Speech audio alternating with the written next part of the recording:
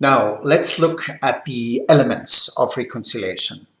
There are many practices leading to the same end. Our own practice in Reiki, for example, we have the 5 precepts and, very importantly, the self-treatment.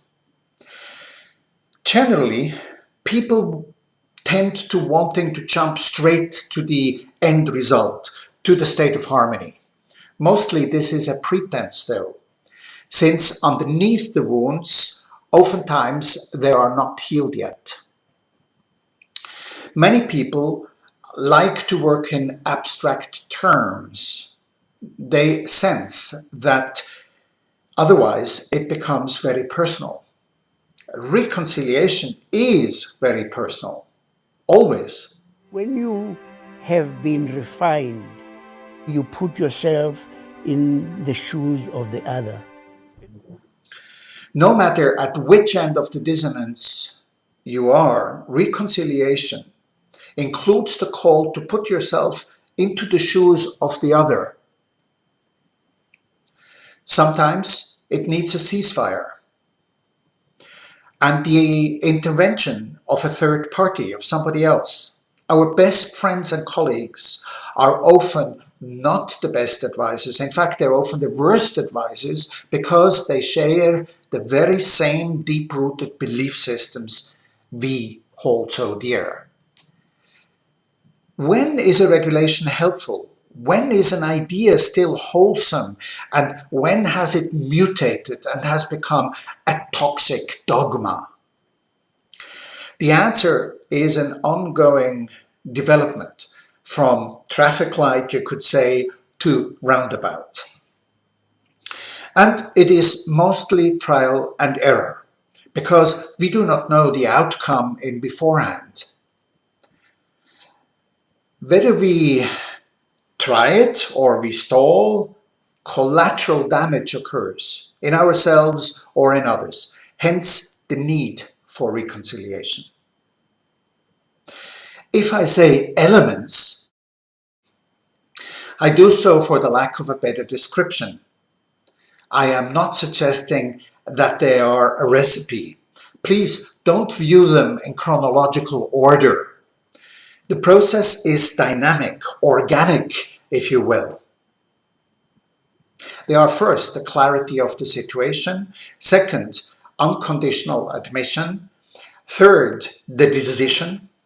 Fourth, the closing. And then the future. First, we clarify the situation. What happened? Who has done what? Who is offender? Who is the victim? To answer these questions takes a lot of honesty, just for today. I recommend you write the situation on a piece of paper. Focus on one specific incident only. Pin it down with a place and a time. Don't work with situations that often occur, that regularly happen. Your inner demons will find too many but or other disclaimers to escape. Avoid judgment of right and wrong. Also avoid explanations. They are probably just justifications by another name. Try and just describe the situation. The second point, unconditional admission. The key word is unconditional. Choose and admit your part, always and exclusively referring to the above situation only. Whether you are the offender or the victim. Please admit the underlying emotion. Don't justify or explain it. Do admit to yourself your feeling of anger, fear, revenge, grief. Acknowledge to yourself that you long for revenge or for redemption, whatever it is. Just for today. I show love and respect to all living beings, including myself. The third element is decision.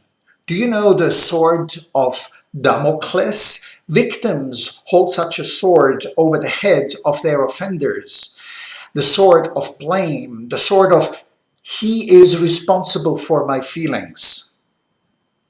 It is heroic, in my belief, to take that sword away and absolutely self-affirming.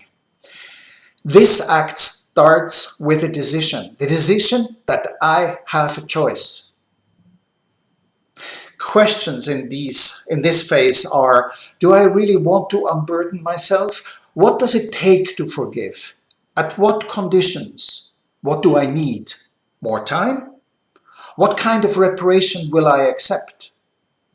Conversely, the offender asks himself, have I really admitted my guilt? Is my remorse sufficient? Is my concern for the other real or self-serving?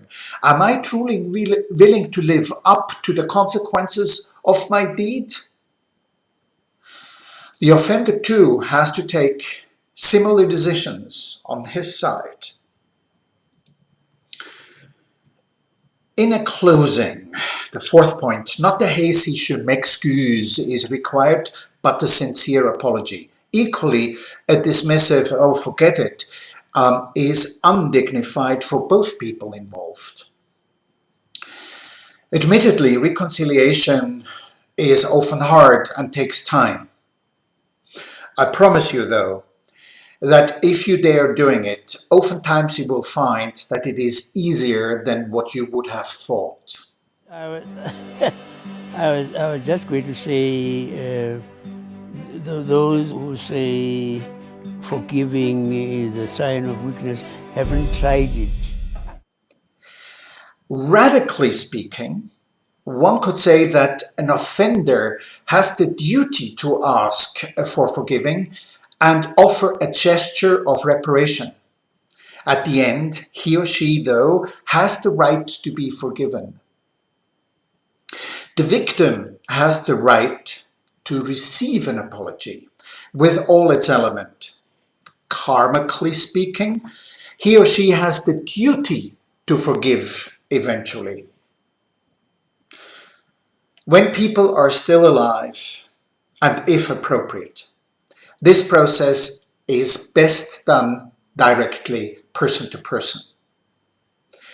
In reality, this is not always possible, and the necessary steps need to be taken symbolically with a ritual. The stronger, the bigger a ritual, the better. Rituals anchor consciousness. The fifth point is the future. Reconciliation, by definition, is looking backwards into things of the past, and being human beings, we shall find new transgressions as we go along into the future in life. Therefore, refining the art of reconciliation will be a continuous task for the unfolding of us as human beings and for us as members of a community. Let me use Nelson Mandela's words. When we reconcile with somebody, it will lead to reconciliation in other people as well. I promise you, you will be able to witness this around you. This in turn will affirm and strengthen you in all your affairs.